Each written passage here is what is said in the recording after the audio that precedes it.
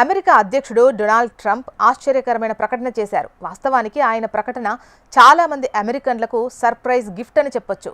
చాలా మంది అమెరికన్స్కు త్వరలో $2,000 అంటే $1,77,000 చెల్లింపు అందుతుంది అని ట్రంప్ ప్రకటించారు. ట్రంప్ దీనిని తన టారిఫ్ డివిడెంట్గా అభివర్ణిస్తున్నారు. అంటే సుంకాల నుంచి వచ్చే ఆదాయం ఆధారంగా డబ్బు పంపిణీ చేయనున్నట్లు వెల్లడించారు. సోషల్ మీడియా ప్లాట్ఫామ్ ట్రూత్ సోషల్లో వరుస పోస్టులో ఆయన ఈ ప్రకటన చేశారు. వాస్తవానికి ఇది అమెరికన్ రాజకీయాల్లో సరికొత్త సంచలనం.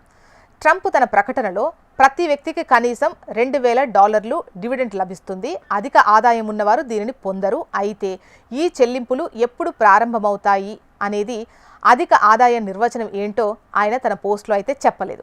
ఇక యుఎస్ చరిత్రలో అత్యంత పొడవైన ప్రభుత్వ షట్డౌన్ కొనసాగుతున్న టైంలో లక్షలాది మంది ప్రభుత్వ ఉద్యోగులు జీతం లేకుండా ఇబ్బంది పడుతున్న టైంలో ఈ ప్రకటన రావడం యావత్ అగ్రరాజ్యాన్ని ఆశ్చర్యానికి గురిచేసింది.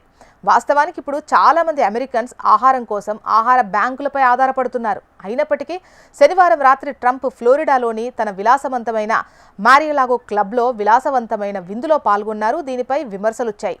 ట్రంప్ తన సుంకాల విధానాన్ని సమర్థిస్తూ ఇలా పోస్ట్ చేశారు. ఏంటంటే, సుంకాలను వ్యతిరేకించేవారు మూర్ఖులు. మనం ఇప్పుడు ప్రపంచంలోనే అత్యంత ధనిక గౌరవనీయమైన దేశంగా అవతరించాం. దేశంలో ద్రవ్యోల్బణం దాదాపు పోయింది. స్టాక్ మార్కెట్ రికార్డు స్థాయిలో ఉంది.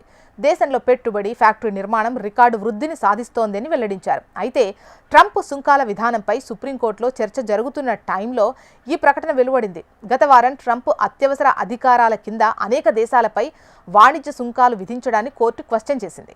వీటిని 3 దిగువ కోర్టులు ఇప్పటికే చట్ట విరుద్ధమని ప్రకటించాయి. దీనికి ట్రంప్ ప్రతిస్పందిస్తూ, అమెరికా అధ్యక్షుడు ఒక విదేశీ దేశంతో అన్ని వాణిజ్యాల్ని నిలిపివేయగలుగుతారు, కానీ జాతీయ భద్రత కోసం సాధారణ సుంకాన్ని విధించలేరా?